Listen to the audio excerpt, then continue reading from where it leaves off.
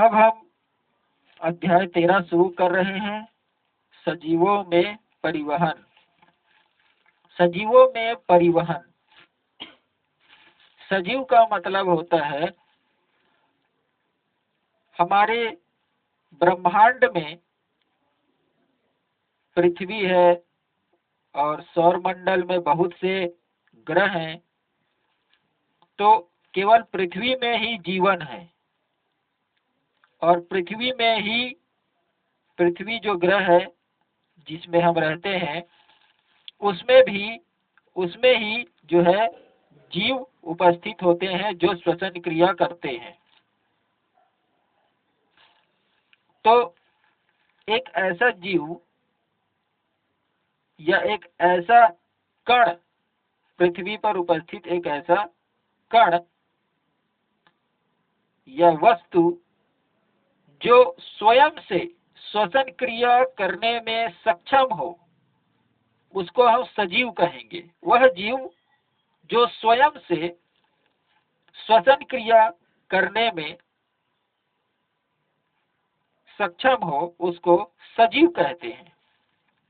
अब सजीव ऐसा जैसे पेड़ पौधे हो गए हैं, जितने भी जानवर हैं, मनुष्य हैं, पशु पक्षी जो है, ये सभी जो हैं, और छोटे छोटे सूक्ष्म जीव जो हम साधारण आंखों से नहीं देख सकते, वे सभी सजीव हैं।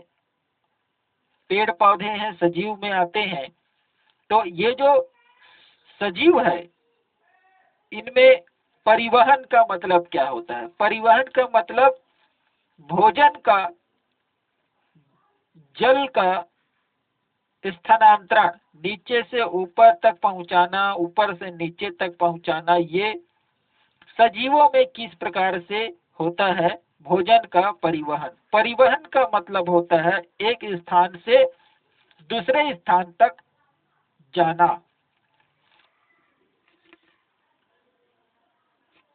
तो अब हम देखेंगे पौधों में पानी, खनिज, लवण। खनिज लवण का मतलब होता है जो जमीन में उपस्थित आवश्यक भोज्य पदार्थ है पौधों के लिए, उसको हम लोग खनिज लवण कह रहे हैं।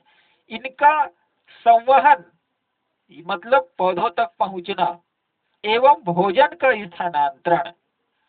तो भोजन जो है आगे हम देखेंगे कि संवहन क्या होता है। नीचे से ऊपर जाने की जो प्रक्रिया होती है उसको संवहन कहते हैं। तो पौधों की जड़ें भूमि से पानी और खनिज लवण को अवशोषण करती है। ये जो जड़ है ये भूमि में खनिज लवण और जो पानी है उसको सोखती है।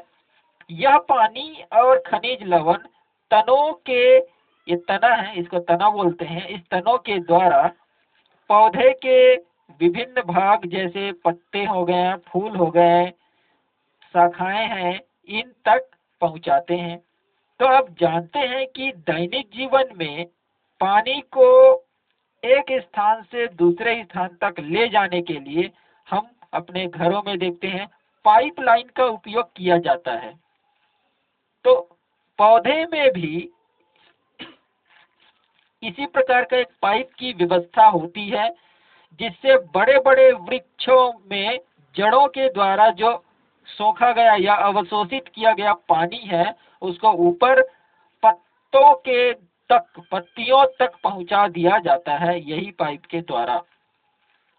अपने पौधों में ये पाए जाने वाले संवहन उत्तक कौन कौन से होते हैं? जलवाहिनी यानी जाइलम होता है, रसवाहिनी यानी फ्लोएम, इसके बारे में पढ़ा है। तो अब हम ये देखते हैं कि पौधों में पानी और खनिज लवण का संवहन, इस पत्तियों में बने भोजन का स्थानांतरण कैसे होता है।